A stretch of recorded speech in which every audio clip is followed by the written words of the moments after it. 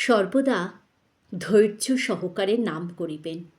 নাম করিতে করিতে আপনার মনে শান্তি আসিবে। এক নাম ব্যতীত মন শান্তি পাইবার আর কোনো উপায় নেই।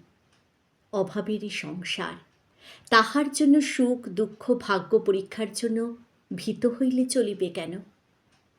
এই জগতের পর কেহ নাই, অহংকার বশে আপন পর বলিয়া মনে হয়। মানুষের প্রকৃত অভাব অতি কম, কল্পিত অভাবই সর্বনাশের মূল।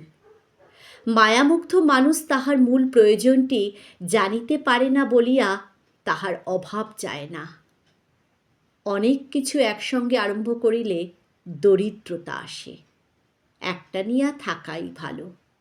সরলতাই আনন্দ উৎপন্ন করিয়া লয়। নাম যখন পাইয়াছেন তখন যে অবস্থাই হোক, এই দেহত্যাগের পর নিত্যধামে স্থিতি নিশ্চয়ই। জয় রাম, জয় গোবিন্দ।